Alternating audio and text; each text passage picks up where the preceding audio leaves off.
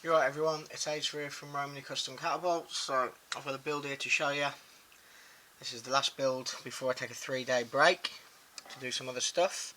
And I'll be back with another 3 builds this year, maybe another 1 or 2, but then I'm taking orders for next year now. It's an OTT right hand hold velociraptor, adolescent in size. Now carbon back. Now I'm building a lot of frames recently with layers of carbon and black G10. I just like it. I think it looks classy. It's sturdy looking. It is sturdy looking.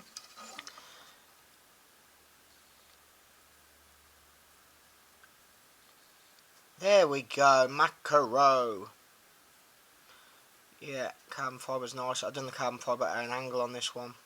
I mean, there's a lot of things on this build I could have got uniform in terms of angles and stuff, but I didn't want it. I want it to be a bit more Picasso-esque.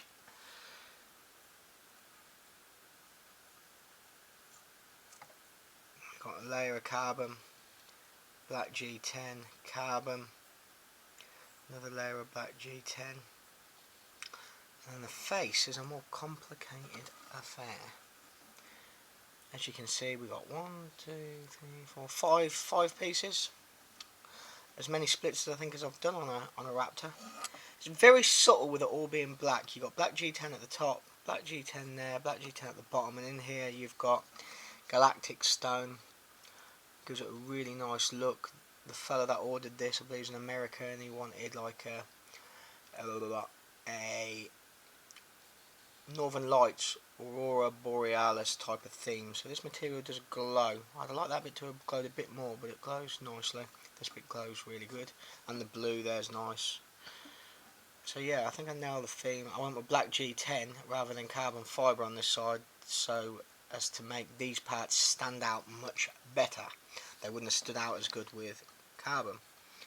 And this fella didn't order it to be all split like that. In fact, this is a more expensive frame than he ordered, but I just wanted to test myself as I do sometimes. I've got 1mm carbon fibre, breaking it up. There's the galactic stone, the carbon.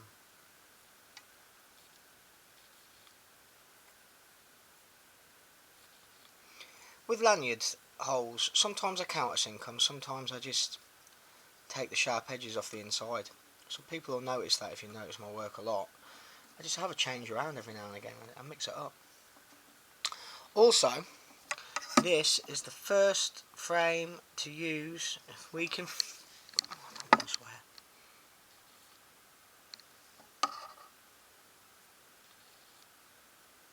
1mm optics. I've been using 1.5 and 2mm. 2mm I've still got.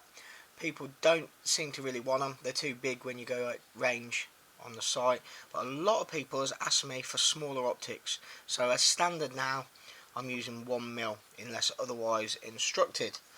People seem to think they're better for a distance. Got slanted tips. Yeah, well this like you'll see a lot of my builds recently have been layers of carbon. Sometimes it's 2 layers of 3mm and 2 layers of black G10. Sometimes 3 layers. Sometimes I'll put a layer of 1mm carbon in there. I'm mixing it up a lot, but I'm keeping the backbone very much black. Even the layer of G10. It's there, but you gotta really look to see it. I don't think that you would even pick it up on here. You might.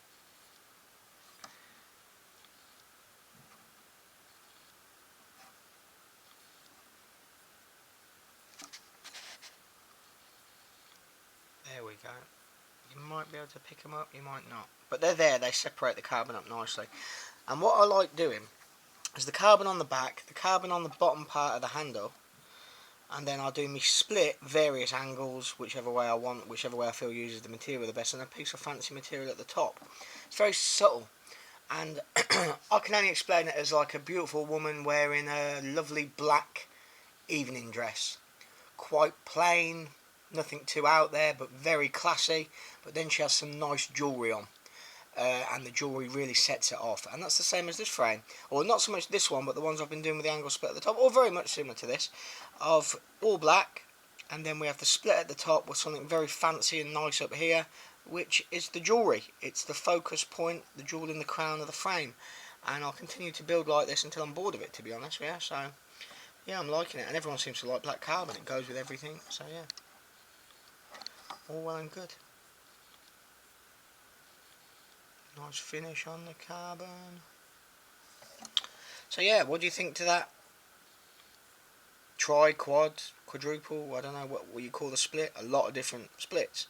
Oh, it was a nightmare to glue up, that was. Obviously I used spring clamps to glue, and my heart was in my mouth gluing it. In fact, I glued it in two sections. I glued down to, I believe, here, and then I'd done this bit separate. I had to. I didn't fancy chancing it all in one go. There could have been too much movement there, or opportunity for too much movement. I mean, frames like this, they always cost more because of the risk.